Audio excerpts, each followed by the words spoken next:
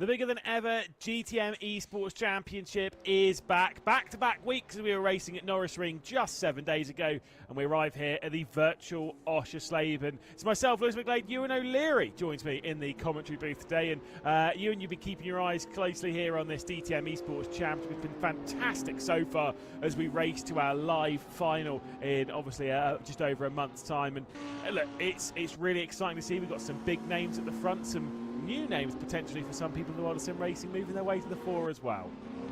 Yeah, we certainly have, and we've had three very different rounds, I would say, over the course of the first three, with different winners, and indeed the winners then not doing so well after they've won as well, which has been a little bit unusual for a championship. Nobody's properly gripped this, I don't think, yet. And as far as a championship lead is concerned, sometimes you might see 2 out of the first 3 being won by the same driver and somebody really taking charge, but that hasn't happened yet.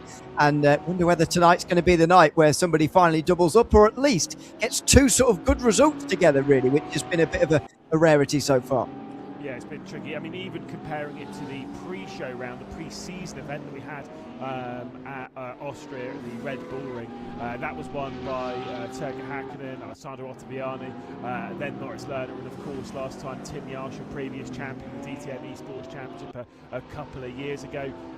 Focusing on some of those drivers that have done so well before in DTM eSports, Lucas Muller, not the season that we were expecting from the champion of DTM eSports last year. No, absolutely, and I think it started really, didn't it, back at Zandvoort, where first of all he didn't qualify very well, then he got stuck in the midfield and got caught up in an incident. I can't remember who with, but through turn 10, through the hairpin, he went into a spin sort of towards the end of that race, and he's never really picked himself up from this, to be honest, and it's going to be a miracle if he repeats, to be honest. Some of the names who were challenging him, though, like Tim Yarshall and so on, who were the sort of outsiders for last season's championship, are there up towards the front, so it's not a complete loose slate of new names, but the reigning champion probably is not going to defend his crown as it stands. If I remember correctly, it might have been Moritz Lerner who was the one who tapped into the rear end of Lucas Muller at turn 10 back at the opening round of the season. He obviously then went on to win the next round. We went to the Lausitz Ring. Very different style of circuit there. Very different style of circuit we went to racing just a week ago at the Norris Ring. Very different style of circuit to what we're racing here today at Oschersleben. Obviously, it's a circuit which typically works for your slower speed touring cars. We've raced it recently in the Next Gen Cup, of course, here on RaceRoom, and those being much smaller touring cars, effectively. Taking some GT3s around there. It is quite a tight and difficult track for our drivers today. It is in GT3s, rather. I actually think it's a really nice circuit to drive, to be honest. I think it's quite underrated in as far as driving on your own, as far as putting a group of 30-odd out there at the same time and having a race. A little bit more difficult to overtake, especially when you're using the faster first chicane rather than the very awkward hairpin, which I know people don't like very much, but it did increase overtaking chances at least. That was the one saving grace. But yeah, it's a very flowing circuit, which means there are few chances. But the great thing about this format is that you have 2 pit stops over the course of the day, as we've explained in every round. A pit stop window for your first one, and then your second one being made at any point after that. That really opens things up. And to be honest, in the early rounds, I didn't think people were using it very well in terms of using those pit stops to actually get ahead of one another. I thought of the Norris Ring, there were some really sort of outlandish strategies. There were some really unusual ones, and that's what you want to see. That's what you've got to do, especially at circuits like this, to get ahead. Yeah, where they're narrow, where they're tight, where track position does reign supreme. You've got to time those pit stops perfectly. And of course, just a week ago, like you said, at the Norris Ring, it needed to be timed perfectly. Let's roll ourselves back just that 1 week and see exactly what happened at the Norris Ring.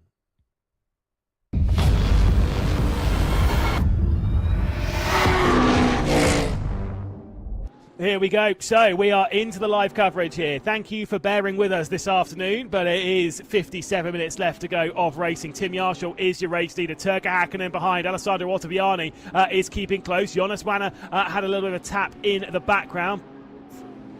But Bennick has not quite got the speed of the quartet at the moment, the lead. Here comes the battle for third position. Jonas Wanner to the inside, and he'll send the Alpha 1 by SX car up into third position. Alessandro Ottaviani down to fourth. Benneker looks to the inside and goes full send, trying to get it alongside the M4 at the opening turn. A big look to the outside from Jonas Wanner. He'll have the inside as they head their way towards this double 90-degree section where they go to the right and then back to the left. Wanner with the inside line trying to hold the podium, and he will do for now. But Max Benneker, he is there and he's knocking at the door. Lerner, though, with that early stop, like I say, he is very much caught up in a little bit of traffic here. Crucially, though, will he get in front of Thomas Ribeiro towards the opening corner? He's going to give it a good go. Look to the inside of the Mercedes. Ribeiro going to try and fight it to the outside. A bit discouraged as Lerner muscles his way past. There comes a look to the inside. Thomas Ribeiro making the move on Moritz Lerner. And by the time they complete the hairpin at the opening corner, it is Thomas Ribeiro ahead of Moritz Lerner. Benneker is looking for a second podium of the 2026 season. He's tried this one before, looking to the outside here. This time he's trying to leave it alongside. There is going to be a bit of a brush between the two of them. Jonas Wanner's going to go out into the barrier and slams the barrier on the exit of the chicane. They've dragged Nicholas Howland back into it for Team Nitro as well. It's going to be a trio fighting for what will be the final step on the podium. More slides, 3 wide into the final corner. 5 minutes and 30 seconds left to go. Max Benneker's going to steal it away, and now the up and under is going to go, at least at the moment, in the way of Jonas Wanner in the Alfa SX car. This is great fighting as we are on the 67th lap of racing here at the Norris Ring. It's Max Benneker holding the inside line. It's a big look to the outside coming in from Nicholas Hauben. He is going to steal away third position for now. I know it says fourth. We're still awaiting Martin Peterman to come into the pit lane. There's still Jonas Wanner's back into it as well. Benneker's on the outside, might get hung out to dry here. Could it be 3 wide to the final corner for the second time in this battle? Finally finding his way through comes Nicholas Hauben, but Jonas Wanner was there as well. Surely we're going to get some 3 wide across the start-finish straight. Look at this battling. I love to see it. I mean, the Norris Ring, it's tight and it's technical, but goodness me, it is a breeding ground for some good racing. Jonas Wanner with Maximilian Benneker trying to use him as the battering ram. Now it's roles reversed from a couple of laps ago. The black and yellow BMW of Wanner will establish control. Bump wide, though, the Porsche sideways into the side of Maximilian Benneker, who will find his way through. Well held there. And for Tim Yarshu, who holds firm at the front, he's not going to have a pretty difficult run towards the checker flag. This is where the difficulty is going to come. The fight for third. Wanner, Benneker, Hauben, Ottaviani. Extremely tight between them. A look to the outside again. Comes in from Benneker. He's surely going to have a look into the final corner. Tim Yarshu's off the final corner, and he's going to win here at the Norris Ring. A fantastic performance to become the 3rd different winner of the 2026 season. Turka Hakkinen in second, and the drag race to the line will see Jonas Wanner just about able to beat Max Benneker, Nicholas Hauben and Alessandro Ottaviani. The quartet across the line in a frantic and fantastic fight for 3rd place. So Tim Yarshu victorious again in the DTM eSports Championship. I think he was winning 5 times last season. Obviously a different format there where we had 2 races a night. Now with just 1 race a night, finally got himself a victory. But Ewan, that means we've had in the main championship here, we've had 3 different winners from 3 races, including the pre-show round. We've had 4 from 4. I wonder if we're going to get 5 from 5 tonight. Yeah, I guess the chances go down each time, don't they, of that continuing on. But you wouldn't bet against it totally. We're going to know a lot more about that after qualifying, it feels, because it's going to be another one of those races where qualifying up towards the front is very, very important. And, you know, if you were to be harsh on that race, you saw there from the Norris Ring, it was effectively Tim Yarshu getting pole and then going through to the end with the win. Obviously, it was a bit more complicated than that. The battle for third was exceptional behind, but as far as the lead was concerned, the conversation for the lead was very, very short. So I have a feeling that is going to be a similar feature here tonight as well, where the sort of narrowness of Oschersleben is going to mean it's difficult to overtake, and the pit strategy is where the difference is made again. Yeah, I mean, look, for Max Benneker, I will say there was a ride to fourth position, just another good result from Benneker this round. He's one that definitely could find himself up in contention for a pole and maybe even a victory. The poles through the season so far have been pretty critical to drivers when you can see them here. Alessandro Ottaviani on pole back in Zandvoort, and then obviously went on to be victorious. Tim Yarshu did get the pole at Lausitzring, but was unable to be victorious that day. That one went to Moritz Lerner, and then the Norris Ring, of course, it was Yarshu on pole, and then ending himself up as the winner of that round as well. So I think you're right. Maybe that pole position is going to be critical. You can see here the podium. Great to see Turka Hakkinen onto the podium as well for the NeedRacing.com team, especially after that victory in the pre-show round. Over a month or two ago now. Yeah, exactly, and finally picking up some form from that. Here are the standings coming in as a result. Thomas Ribeiro still the leader by 3 points in front of Jonas Vanner, then Maximilian Benneker, Tim Yarshall, Alessandro Ottaviani, top 5 covered by 11 points. What I was going to mention about Yarshall, by the way, is that he's got 2 podiums to his name as well, with 3rd place at the Lausitz Ring as well. So good consistency from him. Moritz Lerner with some consistent-ish races as well, but as only 8th in the standings, so it's interesting to see how the standings actually come out, because Ribeiro hasn't really been well, I didn't see much of him, to be honest, at Norris Ring, and yet there he is still. Yeah. He's just consistent getting those points. If you're looking at those points thinking 2,900 and what? This is NASCAR. No, obviously the way the points work for DTM Esports, I said before, it is the biggest ever season of DTM Esports that we've had. It's not just our top split that are racing here. We're racing in splits below this. So some drivers that maybe are lower on the ranking system may be in server 1 for one round. Then depending on who shows up, they may be in server 2 for the next one, then come back up. Manuel Vera had that, and it's so that they also have the chance to be in the top 20, which of course is what they're all fighting for to get to our live final. Before we get there, though, obviously we're racing in just a week's time at Oschersleben, and we had it a little bit earlier on in the season. There is a Beat the Pro challenge. Let's take a look.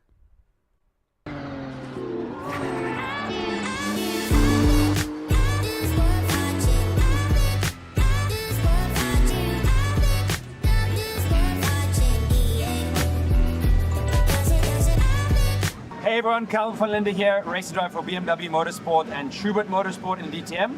I've just tried my hand at the new RaceRoom, and yeah, you guys can do the same. Head over to the leaderboard, try and beat my lap time, and the fastest 5 will be invited to Oschersleben, where we can have a meet and greet in the box, and looking forward to see you all there. So, see you soon.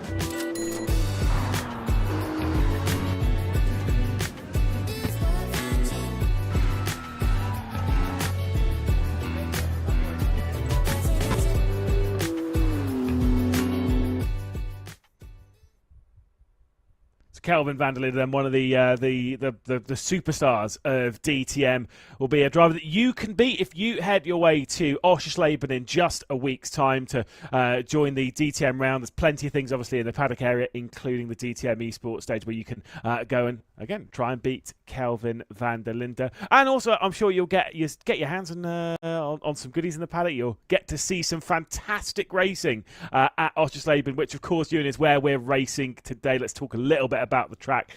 Said before, it's quite narrow, it's quite technical, quite twisty, and very, very difficult. Those pit stops are going to be critical over the 60-minute race.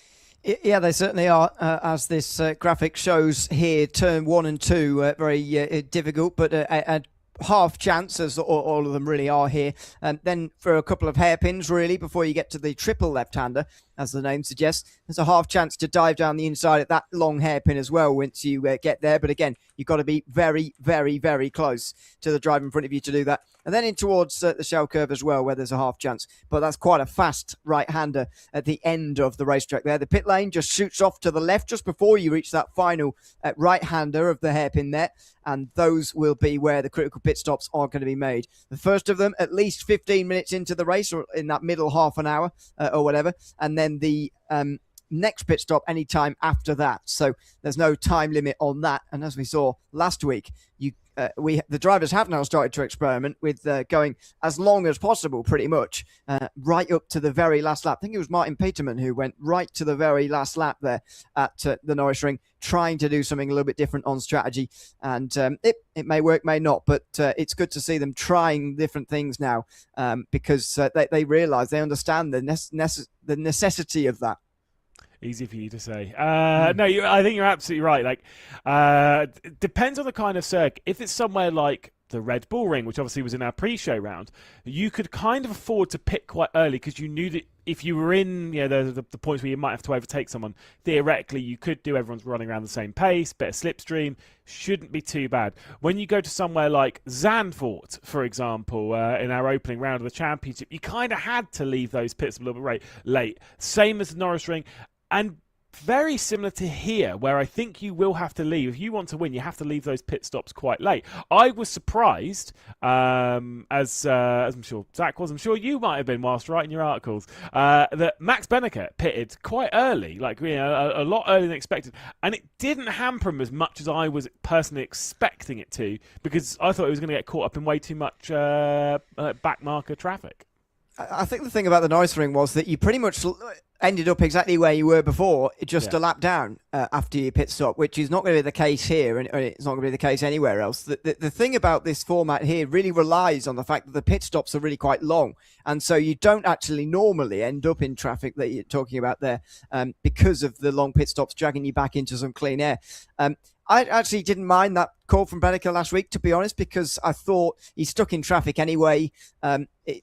It's worth a go. And I thought he probably got the most what he could out of that race last week, to be honest. I don't think he could have troubled the top two, really. But battling for that podium place, as he ended up doing there, was pretty much the best he could have hoped for, I felt, from last week's race anyway. So I didn't mind that call, to be honest, from him to do that. But it's a stark contrast, I thought, to the Zandvoort round, race one. I remember thinking about how wrong he got it, I thought, in terms of when he pitted. He only went on one lap further than, I think, was it Ribeiro and Vera, I think, who was with him at the front of that race. He pitted just one lap later than them, as if one lap of an overcut was going to get him ahead of them or something in the end. And he did it twice. It got him exactly to where he was before. So I thought that last week was much smarter than what we saw earlier on in the week.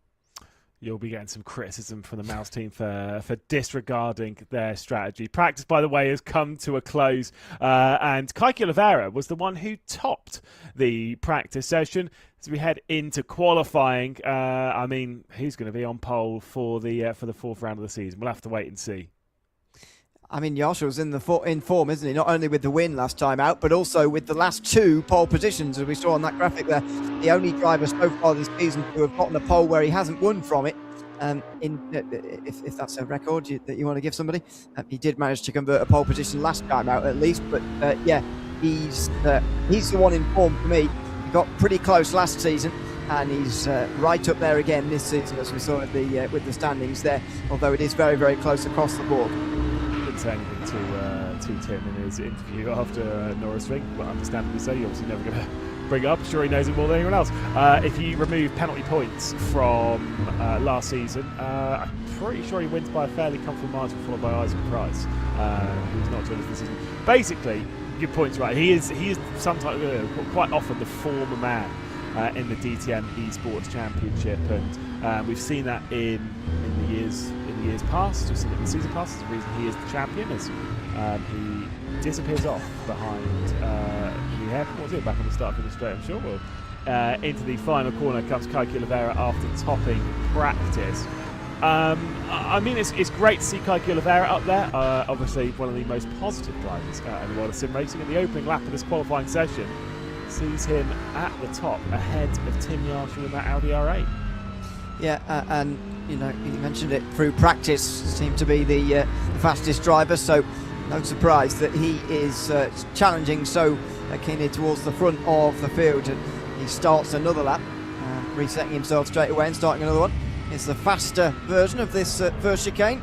Certainly better for driving, not better for overtaking though, which I'm a little bit sad about. But anyway, they'll have to find some other places to make moves. They'll have to find some more time in these laps here, because qualifying is going to be so important. Ottaviani now moves up to second place on that front row. Ottaviani has had some serious speed this season, loving seeing it into the triple left-hander. Keke Oliveira bails from that lap and will reset. Remember, when the time hits zero, the session is over. They have the track to themselves. And they get as many goes at it as they possibly can, and that's why you see some very, very tight margins. Not quite as tight as what we were seeing maybe last round of the Norris Ring, where they had to deal with a whopping 4 corners. Around here, I would suspect the margins from top to bottom might be a little bit larger than what we had, but a few drivers to really keep an eye on into the opening sector. Then again, from Keke Oliveira, I've always struggled to find a good rhythm in that first sector, because you've got to be so committed through the opening part of it, because you can carry so much speed into or through Hotel and then into the ever-tightening right-hander of effectively the second corner.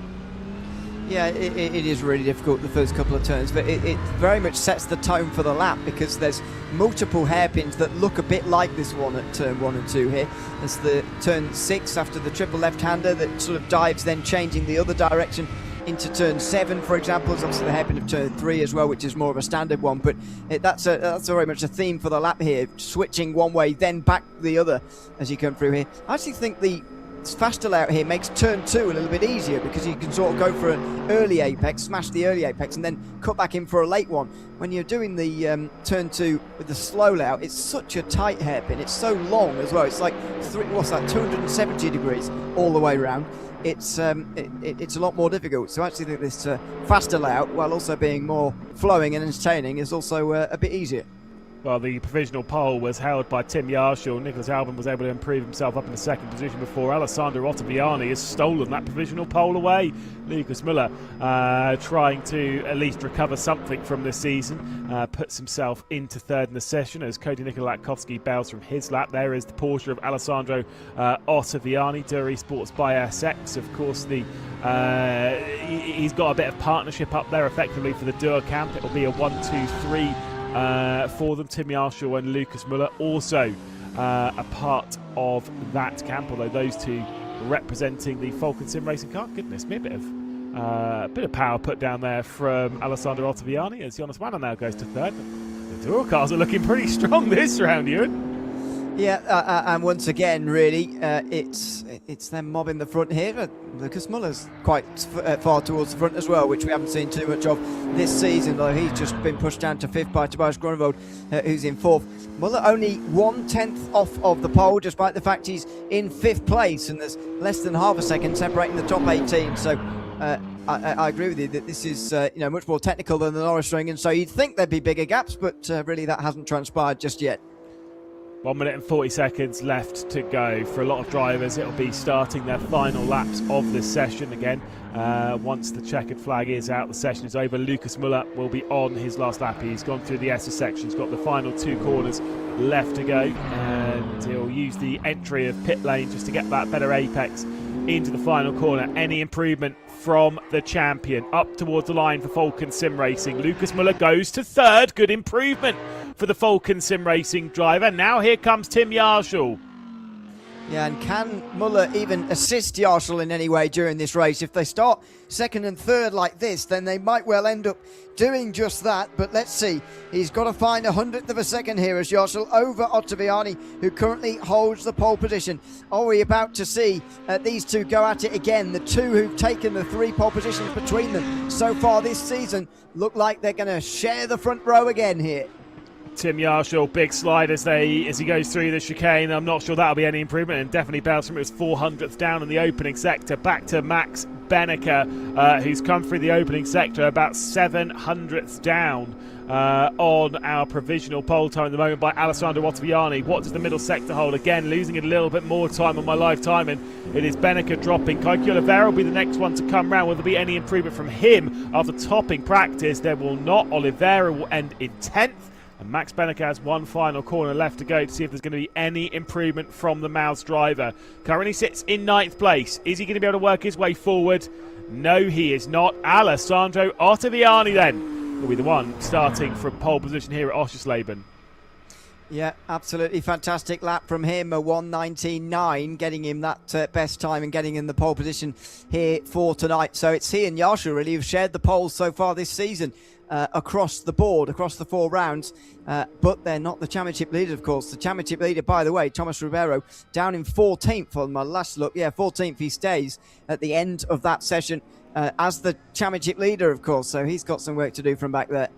Obviously, for these drivers, they're really focused on being inside that top 20 to get to the live final, of which they have, after today, only one further round to qualify for that. It'll be 2 rounds at the live final in a few weeks' time. and very curious to see how that was going to unfold. Obviously, we're racing at the Nürburgring and at the Hockenheimring in rounds 6 and 7 of the DTM eSports Championship. You can make whatever joke you want out of that one. I know you will. I can feel your hands are going, ooh, crazy, off he goes. No, he has no idea. Nope. 6-7, that's fine. No. Obviously, Sachsenring before that, but here at Oschersleben, look, these are going to be some important points for these drivers to score. Yeah, they are, and you know the front, as we've already seen in the standings, very, very close across the board. So it is probably a concern for Ribeiro that he's so far down. For example, the leader so far down the field. Although then again, his closest rival Beneke is not that much further ahead, only in 9th place himself. So a lot of the guys who were already towards the top are not actually that close towards the top of this qualifying session. It's really Ottaviani and Yarsho. And I said at the start of the stream that nobody has really gripped this championship lead yet, in as far as, yes, there's been lots of different race winners, but the other races they've had have not been very good ones for those race winners. That might well change here tonight for the likes of Ottaviani and Yarsho, who look like the big two at the front of the field. Yeah, very much so. See if the champion can maybe throw his hat into the ring and steal a victory away for the Dur eSports camp. They've got quite a few drivers up there ready to take control then this evening, and if they can all kind of work together, they can definitely secure a victory between at least one of the 4 of them that are right the way up there. For those that are a bit further down, they might have to risk a little bit on strategy here this evening. And you pointed out quite rightly, at Norrisring, you'd come into the pit lane and come out basically where you came in, obviously just a lap down. Around here, we're not expecting the same. In that sense, though, there's a lot more room for potentially some clean air, so the undercuts might not be the worst strategy in the world around here.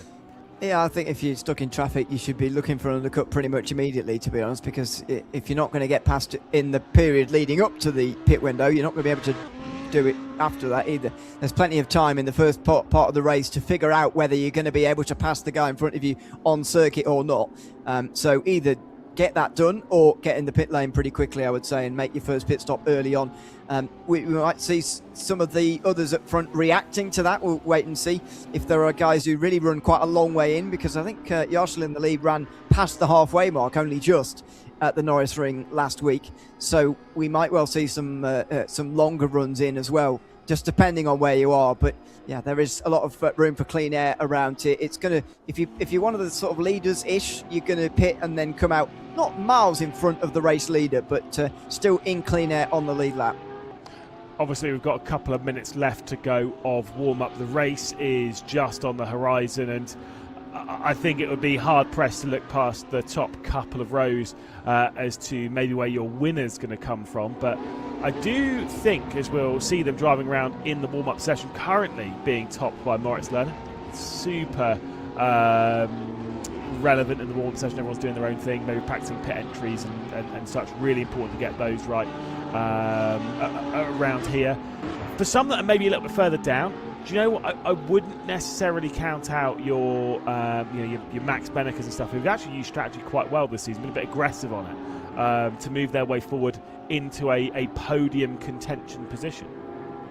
Yeah, I'd say the pit stop's going to be so crucial here that you sort of have to use those to move up, and it's not about moving up to actually try and win the race, because that's going to be very difficult. It's about sort of moving up to a better position, really, and perhaps that would be a podium position in this race. Who knows? Oh, hello. Oh, hello. Goodness me. Anyway, yeah, that's sort of the aim, really. Just move up a little bit further, and that might, especially for the likes of Max Beneke, for example, who's tied third in the championship here with Yarshall. I mean, he probably does need to be ahead of Yarshall if he wants to stay ahead of him in the standings, but even so, just finishing ahead of Ribeiro by a few points, getting a bit close to the championship leads. Same for Jonas Vanner as well. Just get a little bit closer to that championship lead by a few points or so. It's they're all hanging around the right position-ish here at this stage in the season. Saw Martin Peterman there driving around, expecting maybe to go very long in this race. Remember the pit stops, they have to make 2 of them. The first of which has to be done between 45 minutes to go and 15 minutes to go, and the second one can be any time after that, including in the final 15 minutes of the race, as long as it's not on the final lap of the race. Warm-up has just come to a close. Moritz Lerner did end it at the top. Again, super irrelevant. I think it was only like 3 times set in that warm-up session.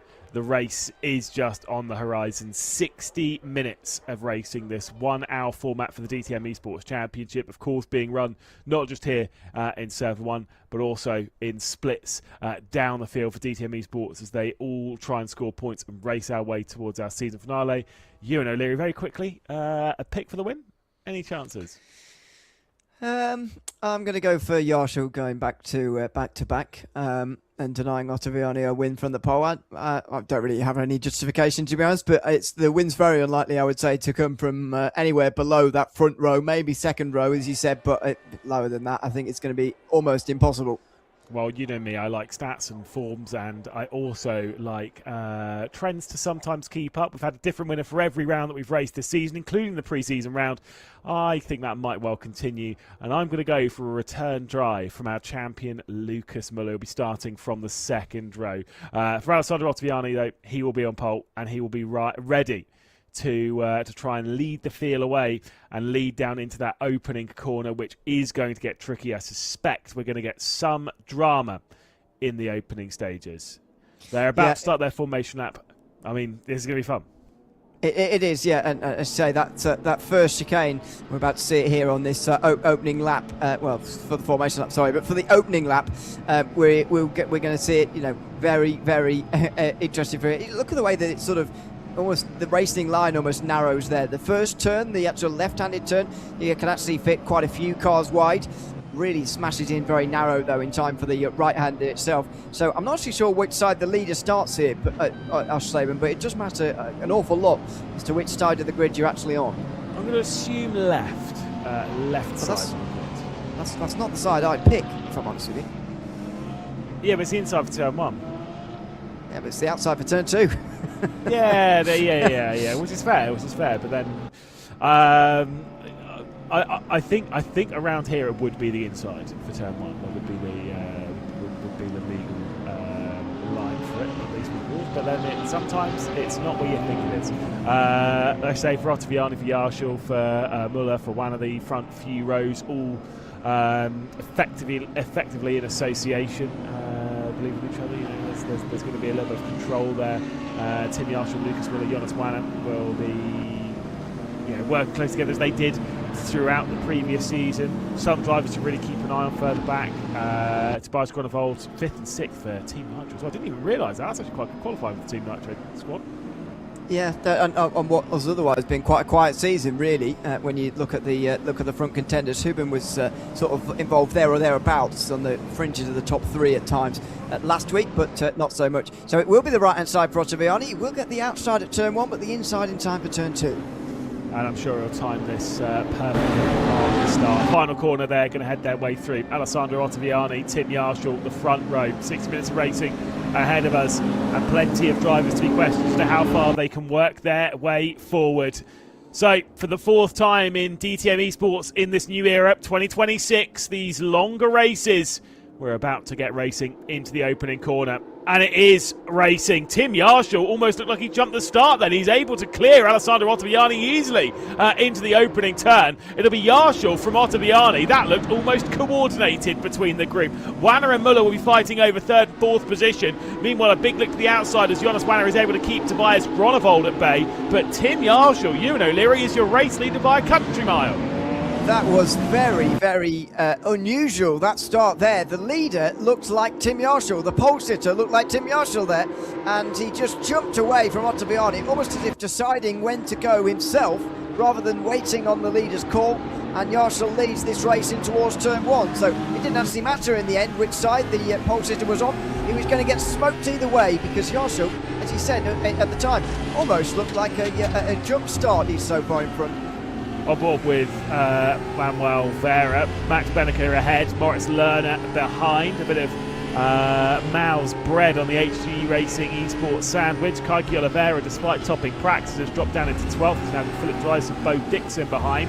The pair of those will fight. You can see that a little bit in the mirror here. Manuel Vera better through the S's into the penultimate corner. Will try and get back to the inside, but clobbers that sausage curb before having Moritz Lerner firing his way down the inside. The Lausitz Ring winner is trying to fight his way through and muscle his way past. Can't do it there, can Lerner. I wonder if he might be a sitting duck for the BMW M4 that sits behind the BS competition.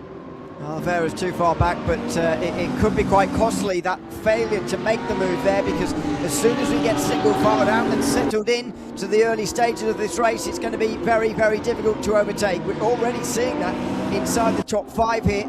Joschel leading ahead of Ottaviani, Muller, Vanner, and then Groenewold. Then a bit of a gap back to Huben, and things behind him not quite settled down just yet, but you can see what's going to happen to them very soon as well, as it's happened to the top 5. Already in a stage where it's going to be very hard to make these overtakes. Yeah, it's the fast-flowing nature of this track. You could see just ahead there, Max Benneker and Turger Hakkinen both taking slightly wider lines there as they head their way through the chicane and out towards the S's section. There was just a little bit pushing away. I kind of wonder if Turger Hakkinen maybe felt he needed to go a little bit wider there for the NewRacing.com team, just to make sure that he wasn't tapped in the rear from the red and white of Max Benneker. 11th position we're looking at here, Moritz Lerner, Kai Oliveira in those distinctive BS competition Brazilian colours of Oliveira. Settling into this race, I wonder how disappointed he would have been after qualifying though, knowing that he topped the practice, knowing that he's got the pace, but it just didn't quite come together. He's got to get his head back into the game. First round of times we saw him top the session as well. It was second and third and fourth attempts that just went wrong for him. He kept resetting again and again and again, and while he was doing that, there were drivers going faster than him in each and every time, and so he's ended up a long way away from where he should be. This though is where the sort of qualifying pace almost equalises. It feels like everybody's running at the same speed, because overtakes are made to be very, very difficult indeed. Manuel Vera is under a lot of pressure here, and this is a group really stemming from Nicholas Subban, as I said earlier, for 6th position, but pressure goes all the way down here. It goes almost to the back end of the top 20 here and outside of it here, so there's chances all the way down to make moves, but say as they settle in here, the chance for a move gets less and less with each lap. Yeah, I mean, look, the one thing you can kind of do around here by keeping everyone under pressure, the car ahead of you really under pressure, like what we're seeing here from Moritz Lerner on the back of Manuel Vera, is you can force mistakes. You can really put them under a lot of pressure. And where Vera's had a couple of mistakes, Benneker's been able to pull out a bit of a margin that's giving Moritz Lerner the opportunity where maybe one more mistake and he can find his way back down to the inside. Of course, Vera went a little bit too tight through the penultimate corner a few laps ago, clobbered the sausage curve on the inside. Suddenly Lerner had the opportunity, couldn't quite get down the inside into the final turn. Certainly had a good look. We're riding on board with Max Benneker with Turger Hakkinen ahead. You can see the battle with Benneker's teammate Lerner trying to get his way past Vera directly behind. This is going to be a nature how this opening portion of the race unfolds, though, isn't it? Yeah, very much so.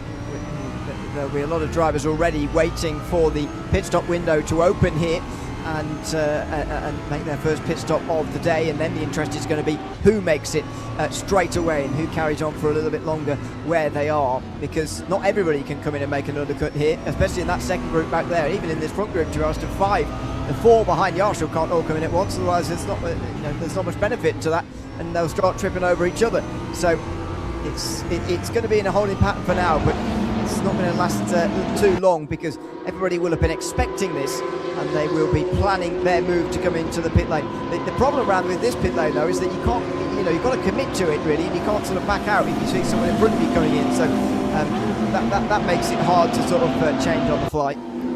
Yeah, I mean, it is a tricky pit entry. You like to say you have to be fully committed to. Thankfully, there it is on the left-hand side. It takes quite a wide run through the outside of the final corner. It's certainly not the worst pit lane we visit all season. I think it's actually fine. The only bit I have, I can almost accept it. The exit you are dropped out, not onto the racing line, but you're on the outside of a pretty fast and blind corner. And the amount of time where you have a little bit side-by-side contact is definitely something to keep an eye on here, because people, when they rejoin, they're almost in each other's blind spots. I mean, we saw it there with turn 2. They do use a little bit of that pit exit road in the line that they're using, so it is a little bit on the racing line. It's not terrible, as you say, they're on the outside, but they are a little bit on there. But if this is not the worst one, then which one is? I don't know which. The worst pit entries? Yeah. I've got a list. I've got, on this calendar. On this calendar, well, I mean, technically we've had Red Bull Ring. I know it's not been an official round, but Red Bull Ring's pretty pretty bad. I'm quite particular on pit entries and exits. The worst one on planet Earth is a slam dunk and a great victory for Brands Hatch in West Kingsdown in Kent. Worst of both. Oh, worst combined exit and entry. Yeah, 100%. Absolutely awful. Love the track, but the pit lane is diabolical. Thankfully, we don't come here in DTM eSports. Well, not anymore. Yeah, exactly. Well, I say DTM eSports. When was the last time DTM real life was there? Was it 2019? Was it? I mentioned that. Did that happen? I think so. Was it? No, it was the first time I didn't go right. It was 2005. I visited there with my brother. I spent most of the day. We were in a fire fine. But 2005 was the first time I ever went to a motor thing as a kid, and I didn't care. That's fine. Now I do very much so. It was 2019. Just googled it last time. So there you go. It feels like it was longer ago than that. Anyway, this front five is still as they are. Still saw a little bit side by side in the background, by the way, for the group for 6th position a little bit earlier on. I don't think it was too consequential between some of the drivers, but it was around the kind of place where Thomas Ribeiro is at the moment. He's actually lost a place since where he qualified, so it's not great for the championship leader, really. And when you're looking to sort of conserve your sort of standing at the front of the standings heading into the live final, if you're going to be there, then it's not the race that he would have been looking for. But then again, as I say, nobody's really had the season that they've been looking for yet. Anyway. Nikodem Wisniewski, weirdly enough, out of the race for the Porsche that he's behind the wheel of, and interesting to have a retirement that early for Ribeiro. He's the highest placed of the Mercedes. Quite a lot ahead of him is BMW and Porsche, with the lone Audi R8 ahead of him, being of course Tim Yarshall at the front of the field, way ahead of the other Audi R8 in Roche, who sits down in 17th position. I don't know if that's too much, but it's always one of the things to keep an eye on. And as we approach the pit window opening in about 4 minutes' time, you'd have to wonder that a few of those drivers that are outside the top 10, Tomas Ribeiros and such, that are maybe way out of position in the negative, that an early pit stop might well be on the cards. And I think from this group here, Ewan, the pit stop will be, for one, communicated surely, because we have Yarshall, Ottaviani, Muller and Vanna, and they're all a part of the same stable. So they can all control things from their current positions to maybe maybe not trip over each other too much. Yeah, I get that. I would slightly question there being too much communication between them, as in, if there were so much, they could ensure that nobody overtakes anybody else, and I can't imagine that is something that all 5 of them are going to be happy with. I might be wrong, but you know, they could, if they wanted to, really coordinate this so they come out exactly as they are now. But I can't imagine that is going to happen.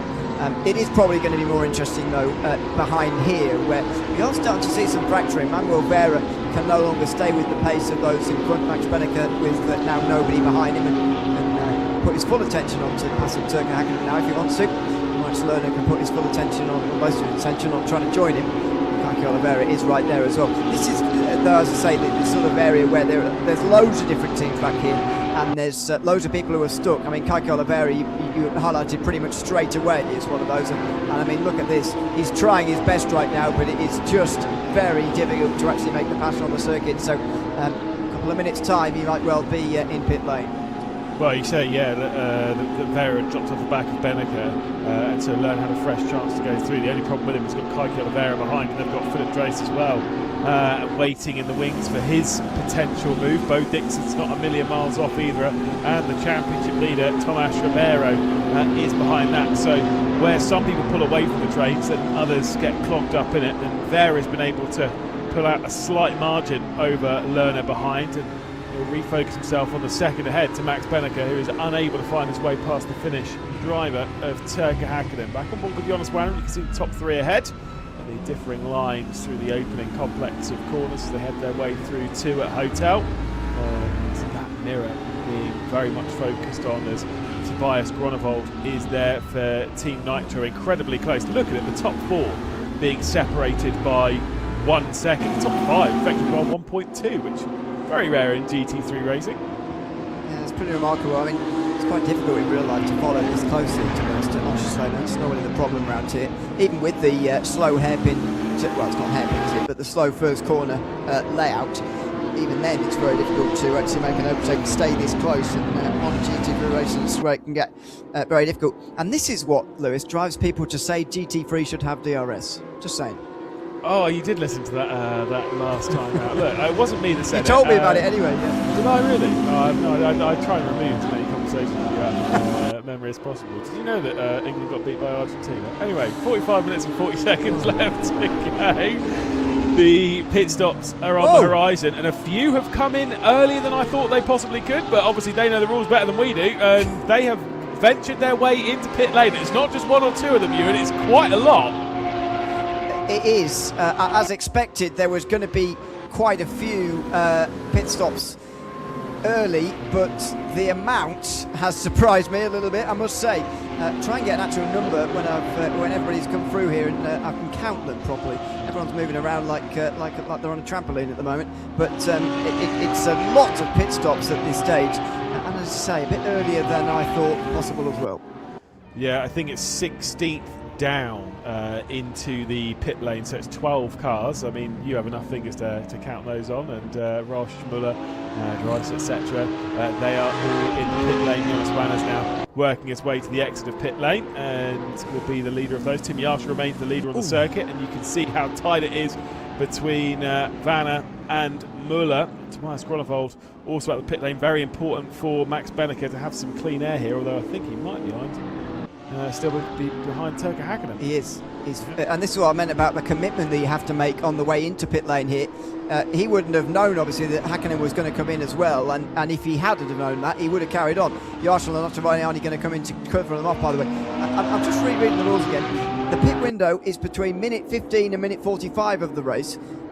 They came in before that, but does that mean when they go out it has to be after 15 minutes? I was going to say, I'm going to assume the mandatory requirement was, well, it'll be as long as they're leaving the pit lane after that time.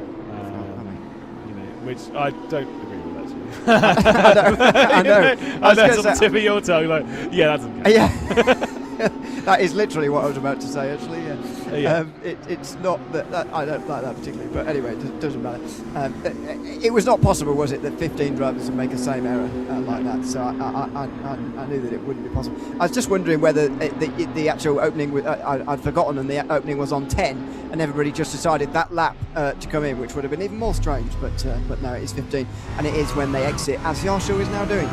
Tim Yarsha is, as I say, on the exit pit lane. Where is he going to come out compared to the drivers that he was around? Is it comfortably clear, or is it behind? Oh, almost slotting right into the middle, side by side. What will effectively second place? They return into their quartet, and it's Alessandro Ottaviani who's lost out to Jonas Vanna and all that. So Ottaviani down to third. Vanna will be up into second position, and of course will return to the race lead once the drivers ahead have ventured their way into pit lane. But I'm not going to lie to you, and if I am one of those drivers up ahead, I'm not feeling a rush to come into pit lane. I might enjoy sitting towards the front for a bit, although I think Spiegel has potentially himself. Might have been Matteo Leckie, but it's definitely Spiegel is dropping down the field, so I guess it is him. So that will lead to 7 to come.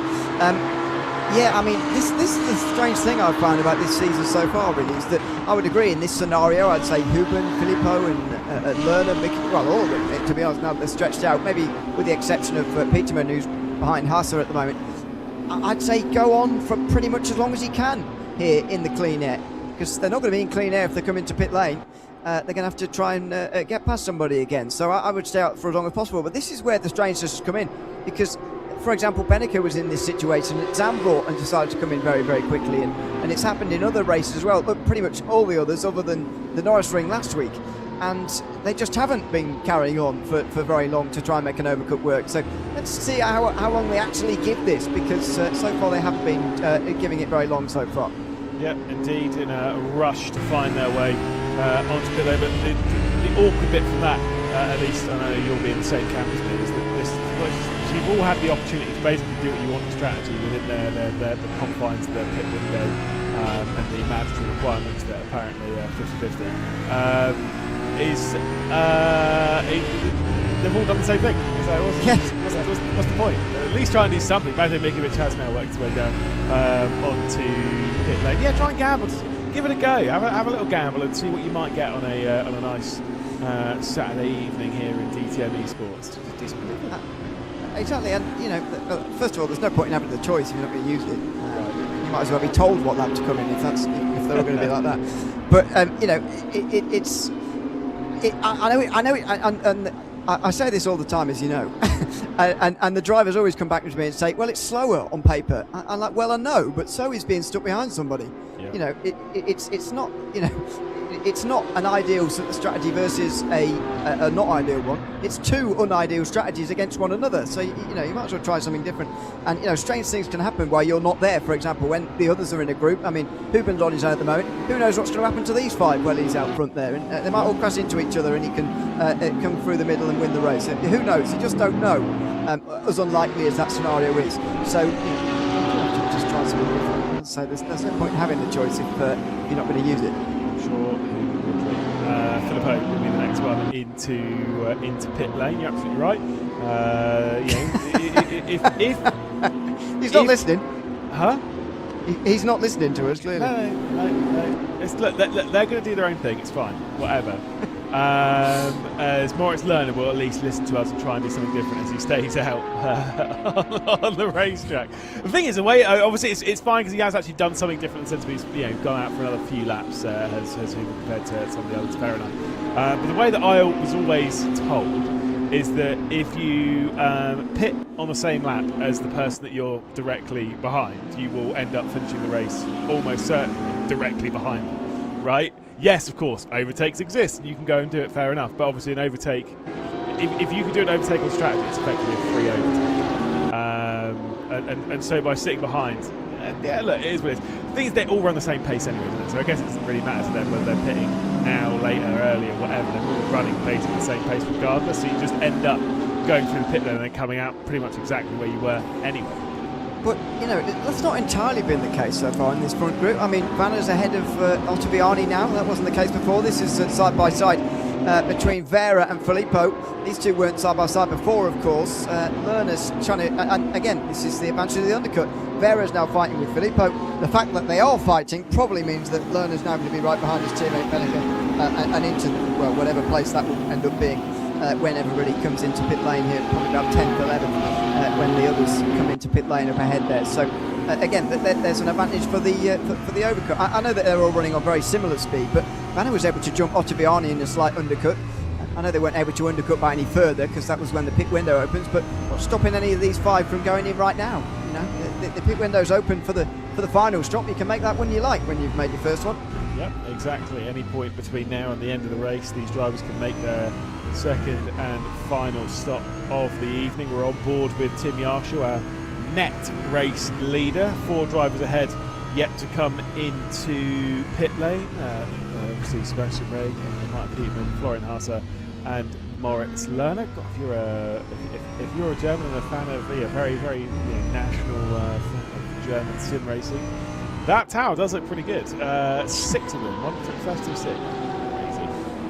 I noticed this at the Lausitz ring, by the way, which the Germans were doing very well. I felt that was maybe down to a bit of home field advantage because the Lausitz ring's a bit of a strange place and a layout, and the Germans obviously will have driven there a little bit more than the others because who would drive at the Lausitz ring unless you were told to? I mean, I've got a podium at the Lausitz ring. How many were in the race?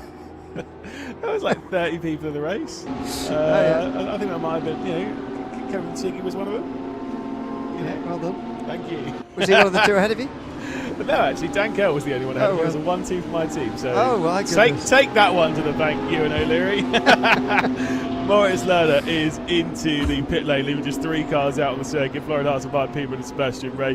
Where is Lerner going to come out compared to his teammate? That's effectively the battle that he was. He was behind Max Beneker, who's actually just set the fastest lap of the race. He tries to chase down Turka Hakkinen. Here's Moritz Lerner rolling towards the end of pit lane. Quite a late stop for him, and he might jump a couple of spots here as he heads out of the lane. Behind Benneker he goes. Will he remain there? He's behind Vera as well. He's exactly where he was before. That's not doing much for my call for people to do something a little bit different, because he has done, and he's not actually received any benefit or negative from that at all. Totally, they all run basically the same pace. Again, they're all very good at this.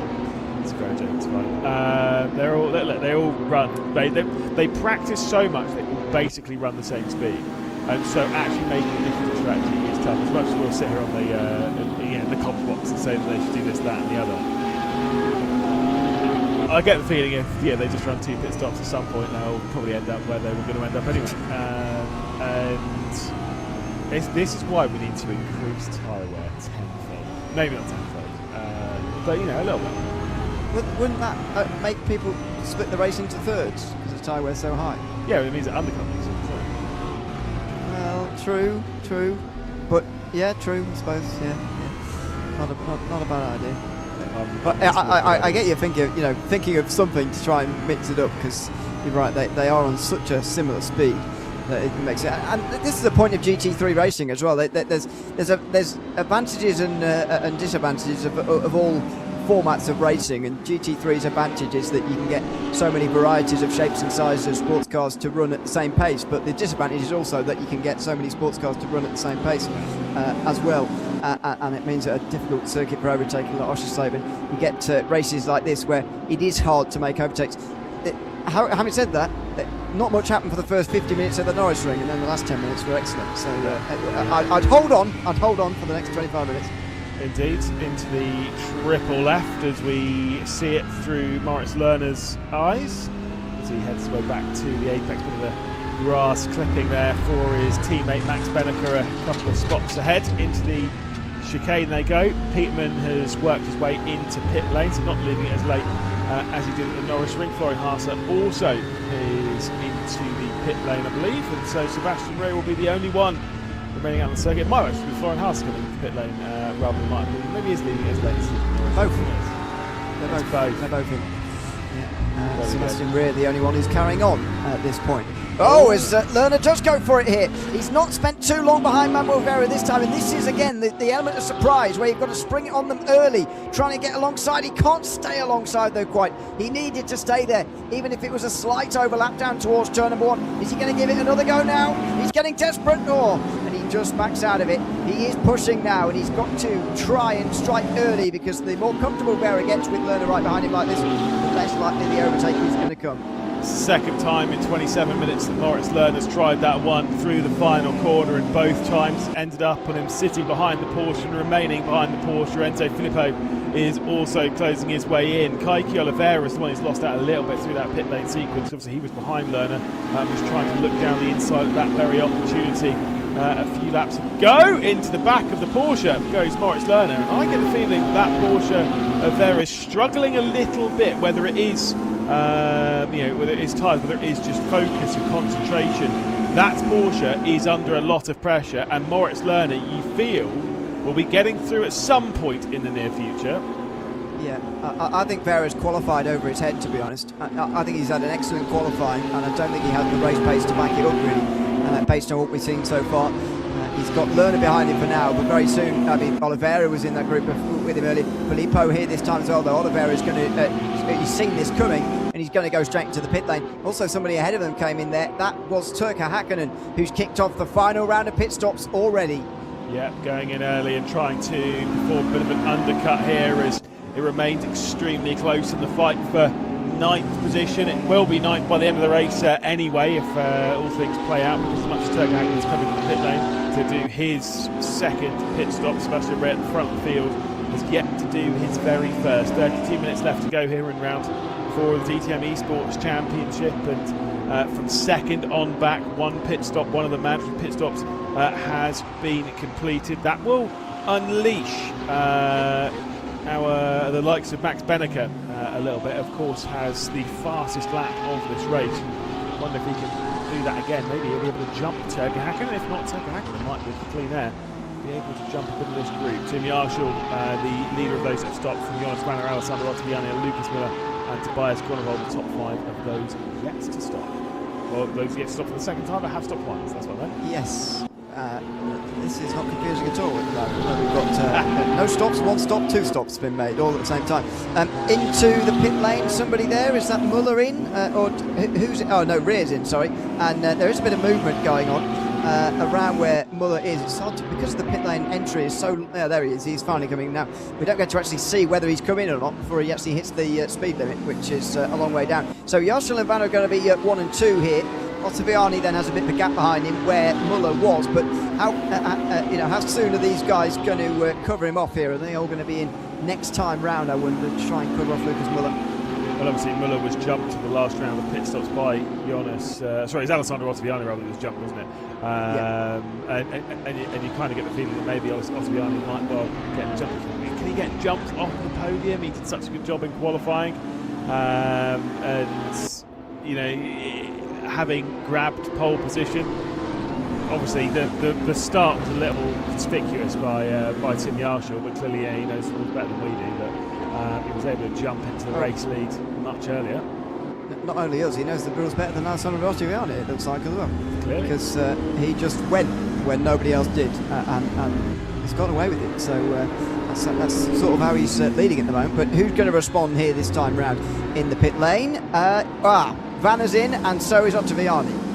Yeah, a pair of them aggressively firing their way into pit lane. That's why the pit entry is not super bad around here, in the sense of, yes, it's not great, but at least it's on a straight and you don't have to do something different to the others around you. That is the thing that I hate about some pit entries, where what you're doing on the racing circuit is different to what's, what someone's trying to add to the pit lane is.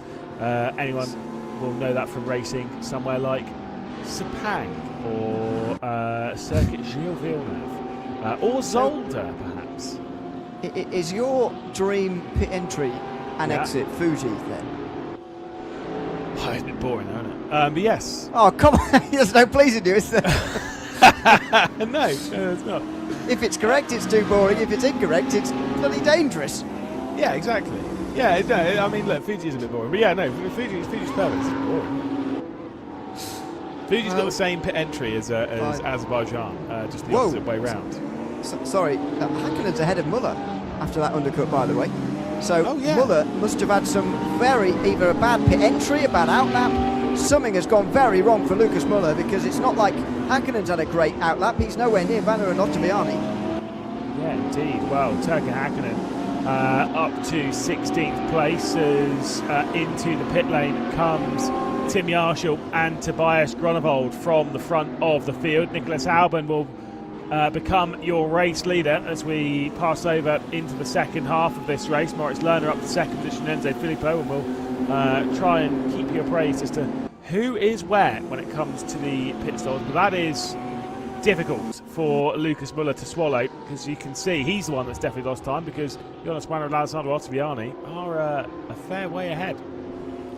Well, we'll never know whether that undercut would have actually worked for Muller there, because I don't know whether it was the stop itself or the outlap or what went on there, but something's gone badly wrong, and he's not going to be a contender here at all for this race anymore. Where is Jarschel going to be though, and Grunewald, the two other contenders really from that top 5. Grunewald pretty close to Jarschel. I think Vanna's going to be in the lead here. Jonas Vanna into the opening complex of corners and into the potential race lead as Tim Jarschel has dropped down into what will be third place, and a big kick of oversteer from Jonas Vanna.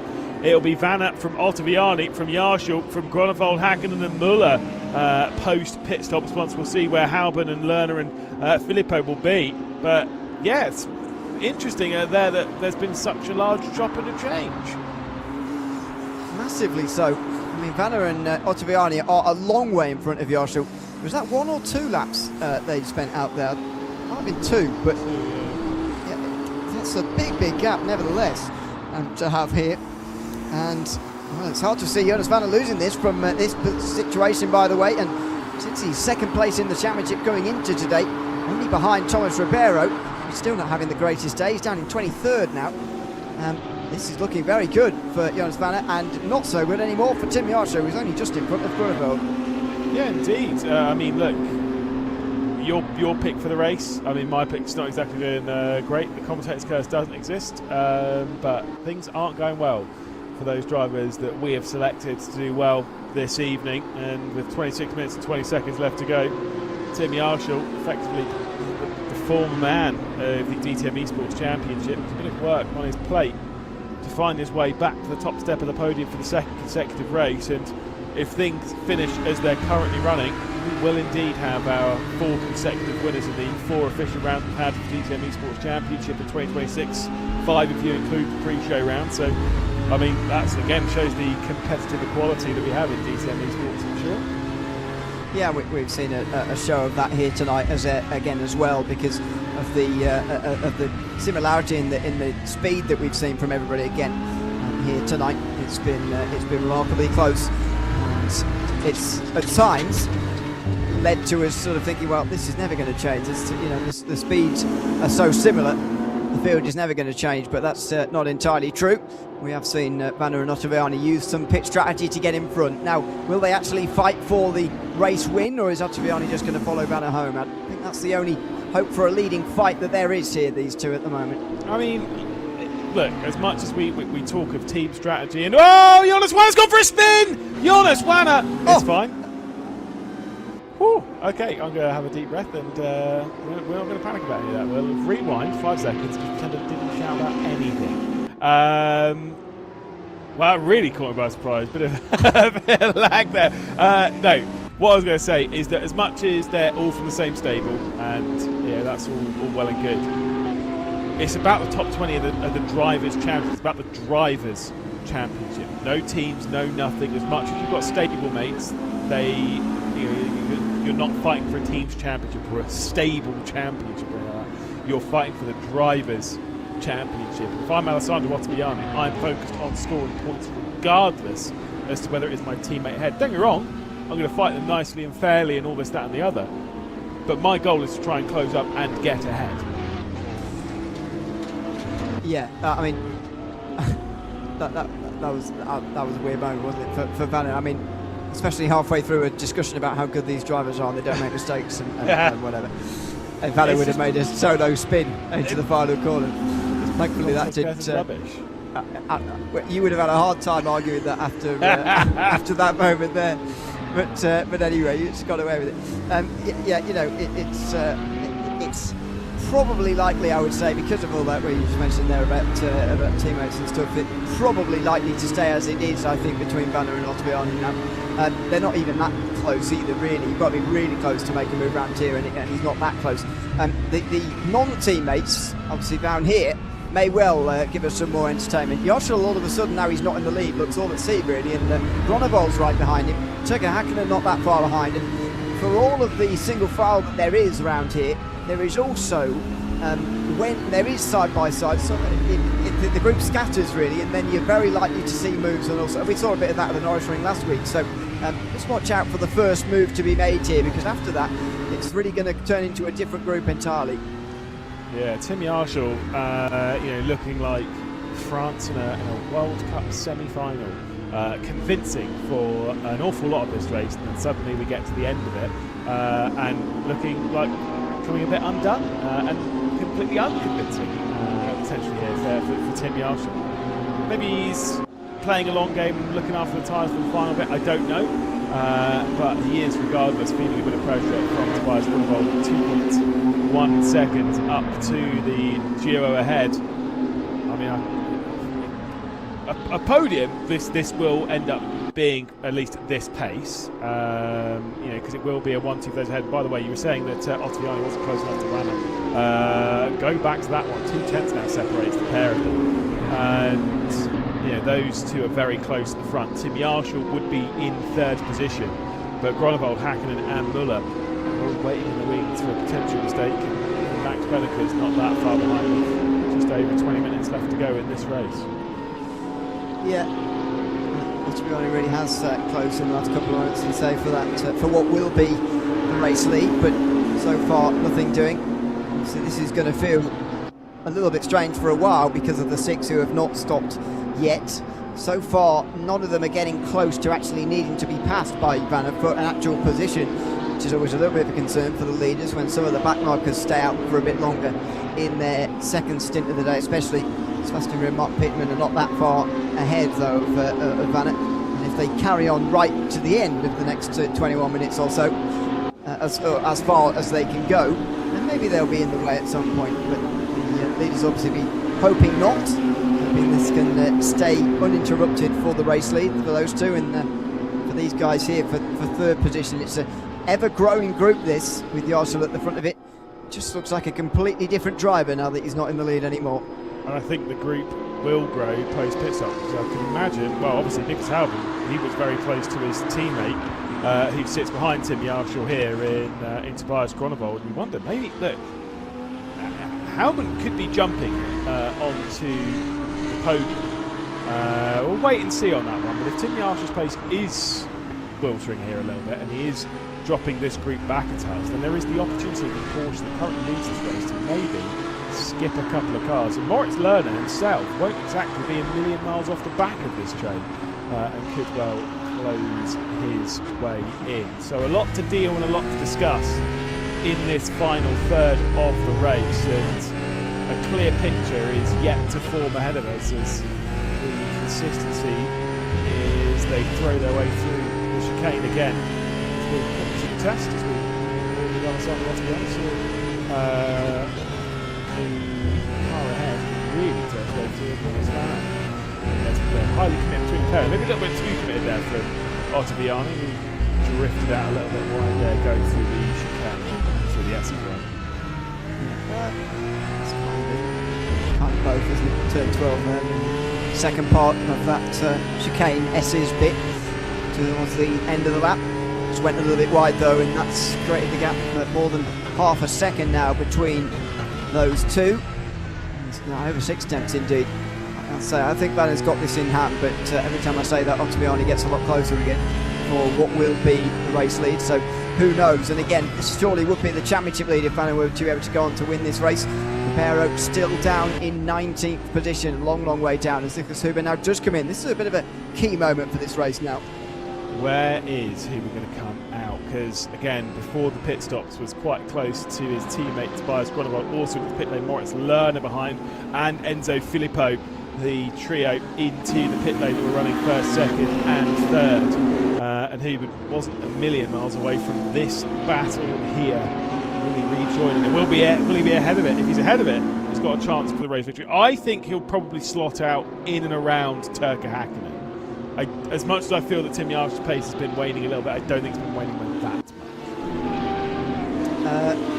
It's well saying, but we might be about to be proven wrong here because it's just impossible really to be able to tell when they're running so far away from one another here. It's out of the question that Huber can be in this conversation for the top three, but let's see, there's his Porsche on the right hand side, just not that far away from the lead entirely, but Vanna is going to be able to get ahead of him there at least to the inside, and so is Ottaviani because you have to go around so far there on the right hander. But here he is, Hoban, he is indeed in third place. The speed of Yarshall has gone out of him completely and it's given Nicholas Huber the podium.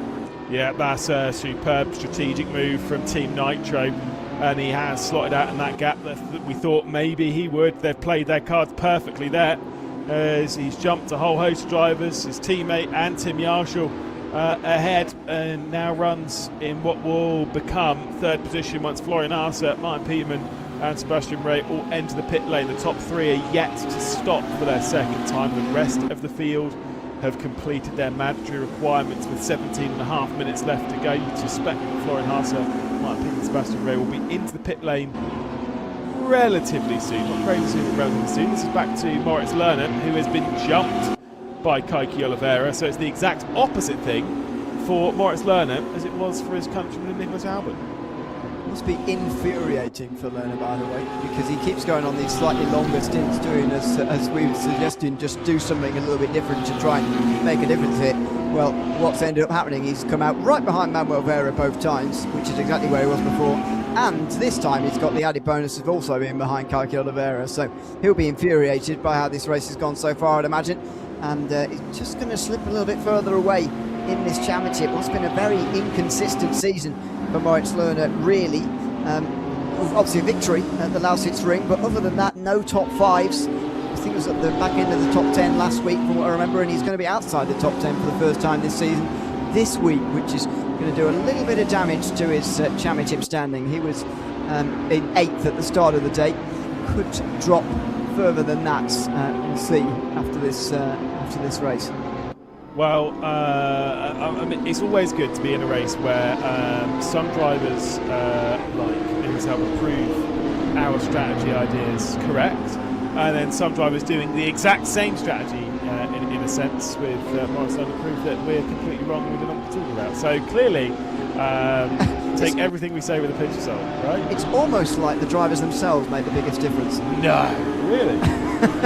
Goodness me. I have no idea what I'm doing. That's why I don't win anything these days. See, I make a very big difference when I'm behind the wheel, but it's not always in a great way. I think I make an even bigger difference, but that's more down to my sheer mass. Into the pit lane, Florian Haase has come, and he's dropping his weight down the order. You can see there on the right-hand side of the screen. So just Martin Peterman and Sebastian Ray, yes, yet to come into the pit lane. Jonas Wanner has strategised his way to the front and has built the gap a little bit over Alessandro Ottaviani. About a second separates what will become first to second, and then a second back from that, and a second back from that. The groupings splintering a touch. Meanwhile, Tim Yarshall doesn't have any splintering behind him. Just a lot of pressure to deal with from Grollevold, Hakkinen, Muller, and Benneker, pretty much all the way to the checkered flag. Yeah, indeed. It's looking more and more comfortable now for, I think, the new championship leader, Jonas Wanner, as it stands at the moment. Had a fairly consistent season so far, the way it's been going. Top 10s all round, I think. But this would be his first win and first podium, I believe. Or did he get that third place at the Norris Ring in the end? I can't remember. It was so He did, yes. Bizarre. He did get it. Okay, fine. But that's certainly his first win, and as you say, keeping that record going. That was a big slide from Ottaviani, who suddenly looks less like a contender for first and more like a contender to be overtaken by Nicholas Hüben. And here he comes. Yeah, indeed, getting that pressure onto his shoulders. Nicholas Hüben will look to the left-hand side. This is the battle for second position behind this. Jonas Wanner will be our provisional race leader. He'll take over the race lead from Sebastian Ray and Martin Peterman once they've come into the pit lane. But the battle for second position is definitely on. And you get the feeling that Ottaviani, pace struggles, they're definitely coming in. And there is an overtaken yet more on the table for Nicholas Hüben to do. He's been fantastic today, hasn't he? Yeah, absolutely. Pretty quiet early on, but smart in the way that he's driven, and it could even be a reward of second place if this battle goes his way. You get the feeling that that mistake there from Ottaviani maybe signalled the best opportunity for Hüben to get through, but he wasn't willing to throw it all the way, trying to get this second position. We'll see if there's going to be another one, because it's not the first mistake we've seen from Ottaviani, that one there through the penultimate corner. We've seen one through the third last corner. We've seen him sort of jumping up, sort of getting close to Wanner and then getting further away again. We've seen those sorts of mistakes before, so Hüben does have the opportunity to be a little bit patient here, but he will be relying on the Italian making more mistakes, and that was another big slide through the third last corner. Indeed, they are really feeling it now, and Alessandro Ottaviani has that pressure on. A little bit of a slide there through the final corner, a difference in line as Nicholas Hüben was going for a later apex through the 90-degree final turn, and much like what we had in Norris Ring, where everything was calm until the final portion of the race. We're seeing that here. I think partially, though, it's coming down to a bit of tyre wear around this circuit, certainly higher than what we had back in the Norris Ring, and a few drivers struggling with these medium-speed corners to keep the cars effectively connected to the road without sliding off, like what we've seen here a little bit from Alessandro Ottaviani. We saw even a little bit from our race leader, or a potential race leader from Jonas Wanner, well, after he took over that race lead effectively from Tim Yarshall post pit stops. There's another slide.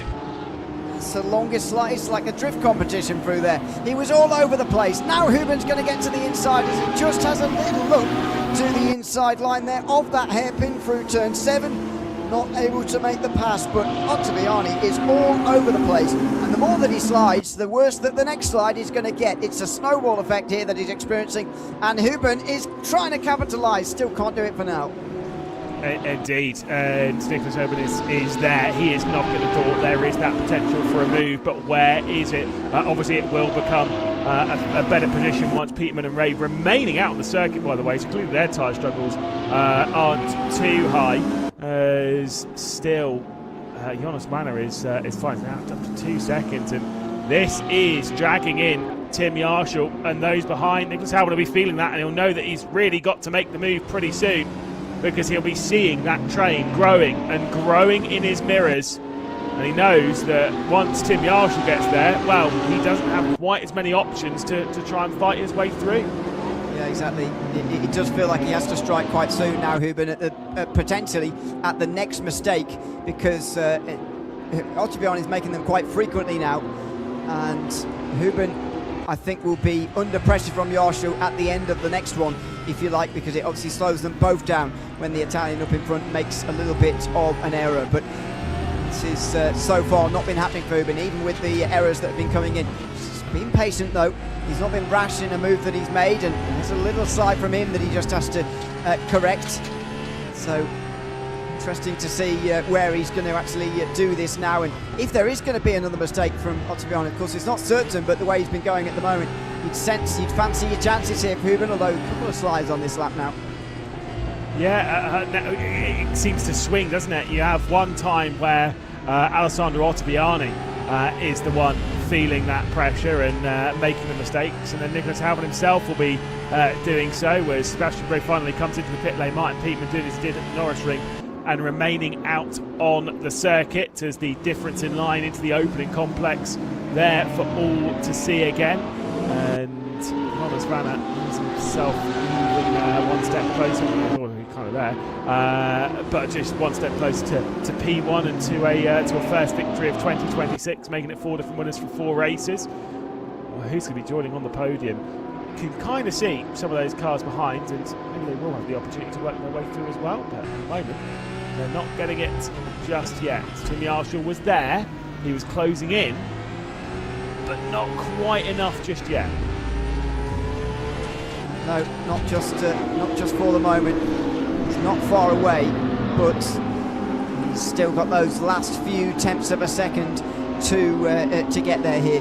Grunewald just in behind won't be making this easy either, because Yarshall will have one eye on his mirrors here at what's happening behind. Can't be counted out that Tobias Grunewald is not going to make a move before the end of the race as well. And again, in turn, he and everybody else following on down the line all have their worries about defending from the guy behind them, because everybody's got one in this group. That was a little look from Hakkinen there as well, just to unnerve Grunewald a little bit there. He certainly is, and you know, they're all unnerving each other just a little bit. And whilst Timing Tower's going a little bit crazy, this race is starting to turn itself up to 11 a little bit here, and this fight from Yarshall, he's doing well to keep those behind. No one's got those opportunities yet, but you get the feeling with the tyre wear potentially increasing, maybe those opportunities will be in. We had a few big slides around the circuit, and they're probably not a million miles away from getting more and more and more as they navigate their way into this tight hairpin sequence up towards the chicane. Big slide again coming off the corner from Alessandro Ottobiani as he tries to put the power down, slides the Porsche off. Porsche versus Porsche in the battle for second place. Yeah, indeed. It's a good fight to watch at the moment. Can Hubin get himself through? At the moment, looking tricky to do this without another error from Ottobiani. He's not been able to just yet when things have been normal, if you like. Now here comes the final corner again. Hubin not able to get himself through again as the sun begins to set now, by the way, heading into the evening. Shadows lengthening, and this race now getting towards its conclusion. Vanna finally the leader as Peterman makes the final stop of the day. Indeed, now we're back to pretty much all square as everyone has pieced their way in, and now we have a clearer picture as to how the race is going to unfold for the next 7 minutes and 10 seconds. Jonas Wanner's got to hold on to a 1.7 second lead, and the gap's been ebbing and flowing, but it is in favour of the German that sits out front. Jonas Wanner is in control, back on board with Max Benneker and its champion Lucas Muller, who will probably say that he's had quite the frustrating day, where he's found himself obviously up a very solid position, qualifying in third, find himself down in seventh after an error around the second pit stop, and not really been able to recover since.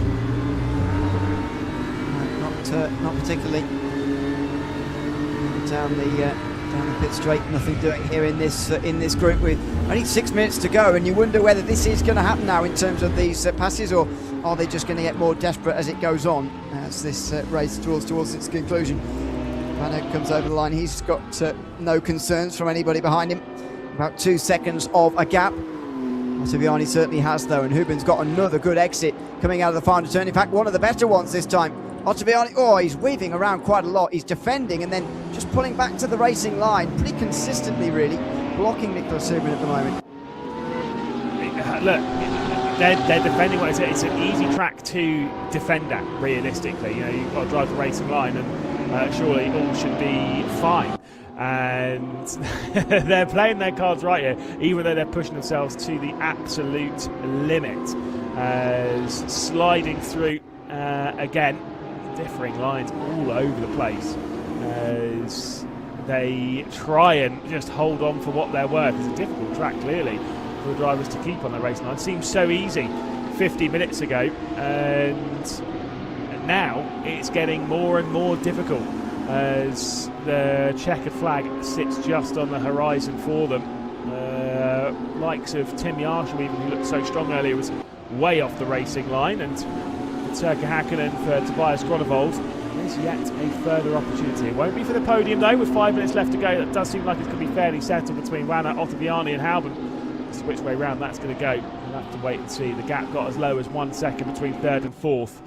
Now Tim Yarshall sits behind, and once again here we go for second place. Here comes a look, Nicholas Hauben trying to get to the outside. We'll try and cut to it in just a second. It is going to be Nicholas Hauben straight to the outside of the opening corner. Contact between the pair of them. Alessandro Ottaviani is squeezed out wide and sliding himself out into third position. Ottaviani's going to go. Big kick of oversteer from Nicholas Hauben. Is Ottaviani going to be able to come straight back through? Not on this occasion. No, and that might well be it now, unless Ottaviani finds some miraculous speed here after being overtaken, because he's looked pretty at sea in the last few moments while he's been in front.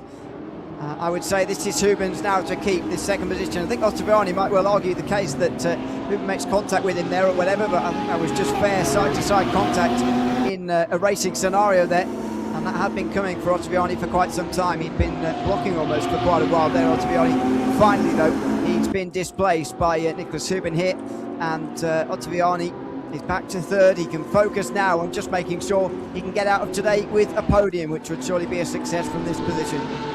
Very much so. Like I say, it's all on the table with, probably 3 laps left to go in this race. The fight for the podium is definitely on. The fight for who's going to be jumping into the interview room and having a little bit of a chat with you and I, Ewan, as well. I'm sure that's not going to...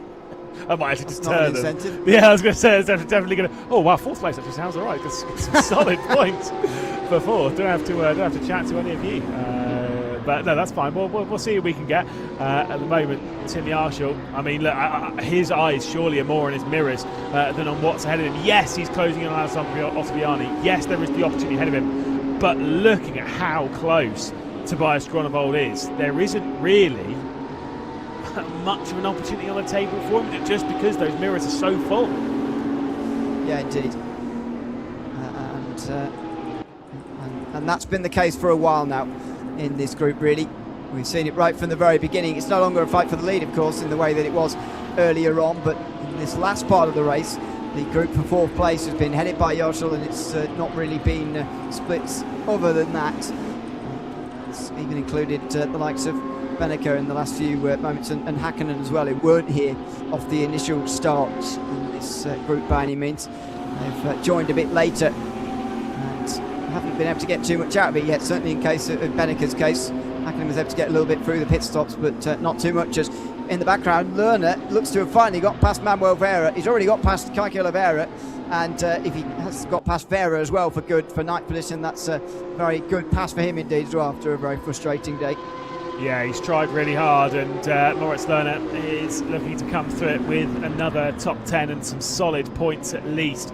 after its victory in the Lausitz ring. Season was looking like it was making a turn for the better, and like you say, consistency has been a struggle. Although as we say that, Manuel Vera has got to the outside. Big contact between the pair of them, and Kaiki Oliveira is going to come through as well. Kaiki Oliveira into 9th position. Moritz Lerner back down to 10th after contact between Manuel Vera and Moritz Lerner at the opening corner. I mean, Vera's car looks in horrible condition. With a lot of damage on the front, as does Kaiki Oliveira. I wonder how much of that it could have been that lag that we had earlier on, so it might actually be the physical damage they're dealing with. But regardless, there was a hip check, there was some contact, and Vera went out wide at the opening turn. Yeah, he was never going to take that too easily, was Vera, really. Considering he'd held on from Lerner for so long there, he was never going to give it up so easily. But Kaiki Oliveira, the undoubted winner out of that battle between Lerner and Vera, was able to just slip through into 9th position, and that's little solace really compared to the positions that he might have had really if he'd have qualified a bit better. But in any case, he's got pretty much what he can out of this. There's less than a minute to go. These guys are getting their final opportunities now on the very final lap. Indeed, we are on the last lap here at Oschersleben. Jonas Wanner leading by 2.5 seconds at the front of the field. Since he's taken over the race lead, he's looked comfortable and consistent, certainly more so than those elsewhere inside the top 10. Max Benneker's going full push to try and get past the number 1 car of Lucas Muller. There isn't time at the opening corner. You start to wonder where else in the circuit is there an opportunity. In deep again from Benneker. He is giving it everything at the moment.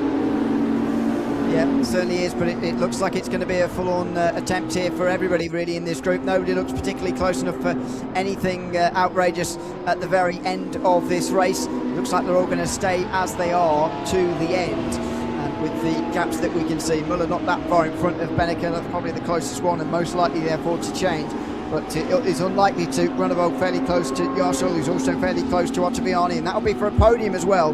But looks like these guys are going to follow one another home. Indeed, it's been a fantastic drive from Jonas Wanner though at the front of the field, who has just 2 corners to tick off before coming across the line to be a winner again in the DTM eSports Championship. It's Jonas Wanner across the line. Superb performance from Wanner to become the 4th different winner of 2026. Nicholas Huben on to the podium as well, along with Alessandro Ottaviani, who was just able to hang on compared to Tim Yarshall. As Tobias Grunewald will round out the top 5. Jonas Wanner, a fantastic performance there. And much like what we've seen in a couple of rounds before, this 2 pit stop strategy, sometimes it seems like it, 2 pit stop strategy, the 2 pits that everyone has to do, sometimes it seems like it doesn't make that much of a difference. But for Jonas Wanner, the timing of that was the perfect thing, and he did it brilliantly. Yeah, it absolutely did it brilliantly, and as you say, it's at times felt tonight like the stops haven't made very much difference, but Wanner has shown, and some others as well to be fair to them, have shown that you absolutely can make quite a bit of a difference with the pit stops that you can make, and the 2 indeed that you have to make, and when you can make them here in this race. So yeah, it is it's a great win for Wanner. It's probably the championship lead as well, and the great run of different winners, 4 different winners now in 4 regular season races, is remarkably continuing on. Indeed. I mean, it's shown it's being a fantastic season so far here in DTM eSports, and with the live final not that far ahead of us, we're starting to get a picture as to which 20 drivers will be joining us there at the live final. Jonas Wanner, though, is victorious here this evening. Nicholas Huben and Alessandro Ottaviani, 1st, 2nd and 3rd. Huben did a brilliant job to jump his way onto the podium. Tim Yarshall will end up across the line in 4th with Tobias Grunewald and Turka Hakkinen in 6th position. Lucas Muller, Max Benneker, Kaiki Oliveira and Moritz Lerner. The top 10, I'd say probably the most disappointed driver in all of that. Probably Lucas Muller, after qualifying in 3rd position, dropping down 7th. Alessandro Ottaviani probably won't be particularly pleased to have qualified on pole, but at least he manages to grab himself a podium from the end of the race. Tim Yarshall led most of it, ends up even outside of the podium looking in. That's the sort of season that Lucas Muller's been having, unfortunately. 7th place this time round on a day where, as you say, could have very much had a podium. But it just felt to me like all of the top 8 really will say, well, maybe he could have had a podium today. Potentially, with the exceptions of Hakkinen and Beneco, probably would have been just pleased to get in that front group by the end of it, because for a while it looked like they weren't going to be much a part of that. But yeah, they all managed to get themselves in that front group, and only 3 of them, of course, can be on the podium after all. So there you are. But a great drive from Jonas Vanna to get the win there in that race through strategy, where so many others were really struggling to make much of a difference in their different pit stops. Yeah, we'll be grabbing an interview with our top 3 in a few moments' time, and obviously great to hear some of the thoughts and feelings from some of these drivers who've battled so hard. One of the things that I find with a 60-minute race here compared to the 2 sprint races that we were running last season, Ewan, is that these 60-minute races do kind of take it out of you a little bit more. The sprint racing, obviously, you do a little bit and you think, right, that's 20 minutes done. I'll come back in a moment and then we'll do half an hour. Fair enough. It's all good. Here, as much as only 10 minutes more racing, doing it in a consecutive, time, as much as an hour, these drivers, a lot of them do endurance race and stuff, but that sprint race where you have to be perfect pretty much for the entirety of it is brutal. But then again, I mean, if you have a bad race 1 in a day, I mean, I look back to the championship finale the last time we had that 2-race format, and Isaac Price was it was into the hairpin where it all unravelled for him in race number 1. You can be really wounded by what happens in race 1, and then be pretty unmotivated and pretty depressed going into the second race. Obviously, you do get a chance to have another go, because there was a second qualifying. It wasn't a reverse grid or anything, but it was a second chance to have another go completely with a new qualifying session there. So yeah, there's pros and cons again, isn't there? I actually prefer this 1 race, especially with the 2 pit stops that you have to make over the course of those races, because of the amount of options that it opens up for you. But it does rather put all your eggs into one basket, really, with just the 1 race in one evening. Yeah, exactly. And of course, that's what we're going to be having to deal with for rounds 6 and 7 in our season finale, when we'll be doing 2 races, both of course of an hour to settle our champion, but those will be done on the same day. I'm not fully sure as to what the schedule will be when we go racing for that one, but still that's going to be a very difficult test. Before that though, obviously we'll have the Saxon Ring, which is a fantastically difficult circuit for these drivers to navigate, and one where I'm sure those pit stop sequences will be very, very important. Let's focus on that a little bit here before we grab our interviews. You in Saxon Ring, more obviously, we see it in DTM, of course, but it's more well known for its running in MotoGP on 2 wheels rather than on 4. But it's a great racetrack for all kinds of racing. Yeah, it is an unusual racetrack in so many ways. The sort of twisting corners down the hill towards a sort of awkward hairpin, some more flowing corners in the middle, and few overtake, a bit like here, few half chances in a few places in a GT3. Again, going to make the pit stops very important. It's the theme really of this DTM eSports season, to be honest. Pit stops being very, very important because of the circuits that we've been going to all throughout this season, right from round 1 right to the very end. Maybe the only differences potentially are going to be in those final 2 rounds in the live final, where maybe there's going to be a little bit of a difference in terms of overtakes being a bit more possible. But for the majority of this online season, especially, and the season as a whole, it is all about the pit stops really, and trying to work those the best, as we've seen tonight. Exactly, and getting the timing right on those has been critical. I've seen it more so, it feels today, than what we've had at previous rounds of the DTM Esports Championship so far in 2026. We've had a few that have been obviously highly important, but this one has felt like there's been, particularly with that second pit stop. The first pit stop, everything was pretty much settled and was very similar to how it was pre-pit stop. The second pit stop, though, really changed things up, and I wonder if that had anything to do with potentially tyre wear or anything like that. Yeah, there's all sorts of factors on there coming into a different circuit compared to the previous one that makes it, makes it a difference for pit stops or whatever. But that for me, I haven't felt too well. Obviously, having watched most of them and commentating this one, I haven't felt like it's so much of a difference track to track really over the course of the round so far, and it doesn't seem to me like it's going to change too much either heading into that final on-down round either. Indeed. We're just waiting for Alessandro Ottaviani to join us in the commentary booth, and then we'll be able to interview him, and you can hear voices that aren't just mine and Ewan's, which I'm sure no one is particularly interested in. We want to hear what the drivers had to say after what was a tricky race here at Oschersleben. And, of course, it's a bit of a counter to what we had at Norrisring, where we obviously had DTM itself go to Norrisring a few weeks before we went racing in DTM eSports.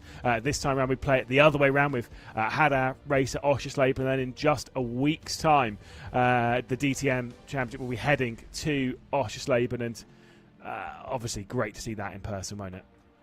Yeah, it certainly will. So looking forward to that. It was a great end to the season, and always a dramatic end to the DTM eSports seasons in years gone past. Anyway, you can be fairly sure in this series that it's going to be an exciting finale. We certainly had one of those last year as well, with the drama with Isaac Price and Lucas Muller. I think 5 came in with a mathematical chance going into the fight from memory that last year. So it's always a pretty much guaranteed, nailed on, exciting finale in the DTM Esports Championship. Obviously this time being in person as well makes that even more so. But in terms of the points, it's very likely to be very close. And so looking forward to that once again with the final round still to come. We're very much getting towards the end of this season now. We're 4 rounds down, but still 4 different winners from 4 rounds so far. Indeed. I think we should have Alessandro Ottaviani in the comms booth with us. I don't know if he can hear us or we can see him.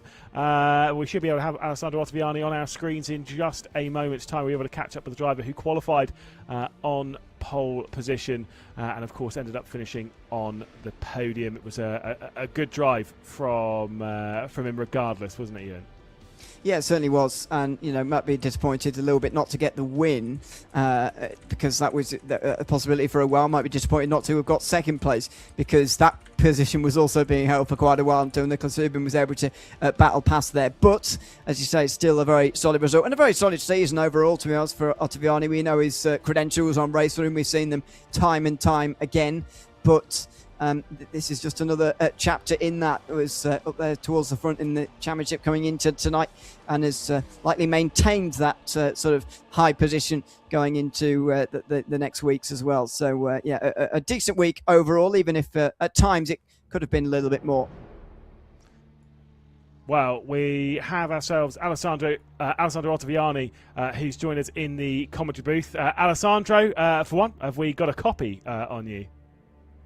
Yeah. Can you see me, guys? Perfect. We can hear and we can see you. A great evening for you here in DTM Esports. Obviously, you qualified yourself on pole position. Still managed to get yourself podium. It was a very difficult evening of racing out there. Seemed like a lot of drivers were struggling out there at Oschersleben. Yeah. It's been good, but not great. The weekend started really good with the pole position, but too many mistakes. Then I had some problems during the start with the pit limiter. I don't know, something would happen, but it is what it is, and then too many mistakes, especially during the third stint. So yeah, a bit disappointed, but I still got podium. So yeah, it's a bit of a shame because I probably could have the pace maybe to win or just to stay in P2, but it's still good. I'm happy that Jonas got a win. So yeah, at the end it's still a good evening, so I can be happy about the result. Just tell us about that final stint there, Alessandro, a little bit, because you mentioned the struggle it was a little bit towards the end. What was that really down to? Was it tyres? Was it sort of getting towards the end as a driver of an hour-long race? What was the real causing factor of those couple of errors that crept in the last 15 minutes or so? Yeah, I just cooked too much, especially the rear tires. Then in the last 8-9 minutes of the race, I started to make few mistakes, especially in the last sector. So especially when I was overtaken by Niklas, it was because I was doing mistakes. I was going off track. My tires got dirty, and my tires were just done, and was not able to manage it. So that's completely on my fault. But that was mainly the tires management. Just make me really, really bad. So yeah, it is what it is. Time management seemed like, you say, quite a critical thing here at Oschersleben. Only one more online round left to go, which is obviously next time out when we go racing at the Sachsenring. And then after that, when we go to the Nürburgring and Hockenheim, I'm sure these are all circuits that you focus on, maybe a little bit of tyre wear, but let's fast forward just a little bit to the live final. I know it's obviously a few weeks away still.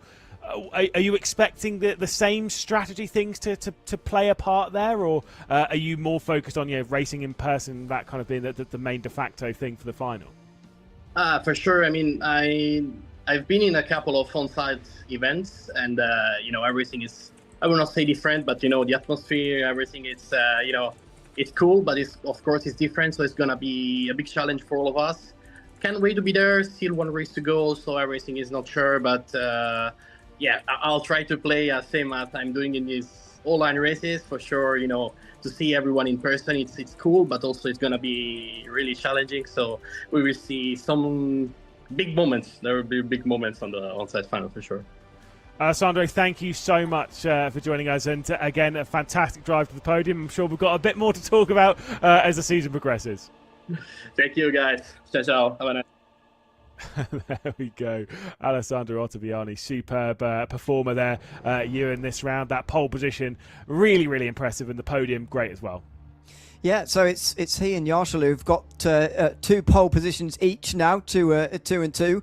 But Ottaviani not able to convert this time round in terms of a victory there. He gave us a little bit of an insight there as well, actually, as to what happened off the start between himself and Tim Yarshall, which was quite interesting to hear, actually, because we thought, actually, that's just a very good reaction from Yarshall. Maybe he's even jumped the start. That's how far ahead he got. Actually, it wasn't down to any of that. It was a problem for the pit limiter for him.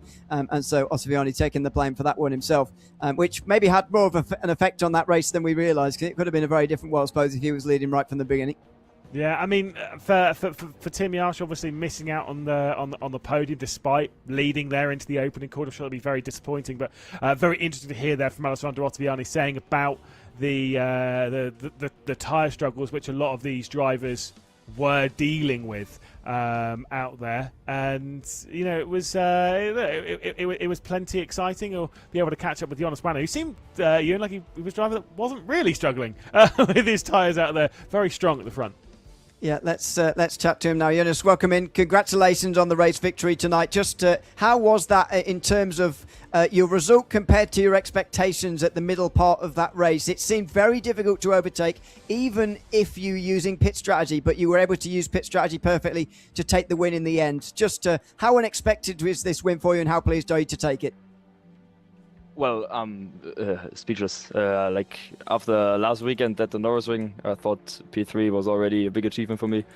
To now be sitting here finishing first. I mean, DTM eSports probably one of the biggest esports races there is, esports series there is.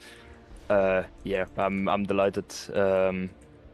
Well, the race itself, it was, as you said, really hard to overtake. I mean, I think everybody saw how difficult it was to even follow closely. I mean, probably everybody knew that Oschersleben isn't the track to fight as good as Norrisring probably. So, of course, the pit strategy was the main thing to focus on. I think, I probably nailed it, to say it at least. Like I said, I'm speechless. I don't really know what to say. Obviously, jumping into this season and of DTM eSports, a couple of your stable mates being the 2 most recent champions of DTM eSports. How much work goes into a round like this when it comes to the strategy, when it comes to your pace and consistency, along with Tim and Lucas, who have obviously proven themselves in this championship before? Well, I think, doing the preparation. I mean, as you said, we have the 2 recent champions in our team, so I think they pretty much know how to nail a preparation. I mean, obviously it's really difficult, especially after racing Norrisring last weekend, to have 1 week of prep. I think main focus, as we saw today, is getting the hot laps in. I think the race pace itself comes from having good recent pace already. From strategy side, I mean, we had our plan what to do. I mean, we all knew that the first time the window opens is probably the best moment to come in, because the tires just drop off massively after 3 laps. I mean, we even came in before, but as everybody knew in DTM, it counts as you exit the pit lane. So Yeah, I mean, the first stop was planned. The second one basically came on. Wow. That is an abrupt ending to that. We salute you, Jonas. He's gone. That actually wasn't him. That was the call. Unfortunately, we will have to catch up with Jonas another time. That's a show. I was really interested to hear what he had to say there after a very well-deserved victory. It makes it sound like we kicked him out after he said everybody knows that the pit window opens when everybody leaves, because we obviously didn't know that and got quite a bit early. But we didn't kick him out. The Zoom call ended. So there you go. To be totally honest, but there you are. Anyway, it's great to hear from him. And a great drive from him. Absolutely fantastic drive to get the win here tonight. As he said, speechless at the victory. I was surprised that anybody was going to be able to get past Tim Yarsha, to be honest, after the control he had over this race, but Banner was able to do it, and a great drive from him.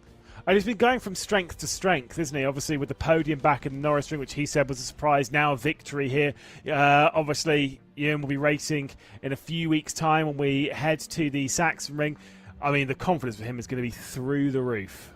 Yeah, it absolutely is. And as we've mentioned time and again, so close to the top of the championship coming into today. Thomas Ribeiro being so far down today means that he's almost certainly going to be top of the tree now. So he is going to have absolutely sky-high confidence. And he's the only one really who's had a consistent season overall, I would say. He did manage to get that podium last time out. The week before that, he was 9th. The week before that, or the round before that, 8th position. He's been in the top 10 every time, and nobody else, I don't think, can boast that now we've been through the first 4 rounds. So he will be absolutely over the moon with this result and with this season so far.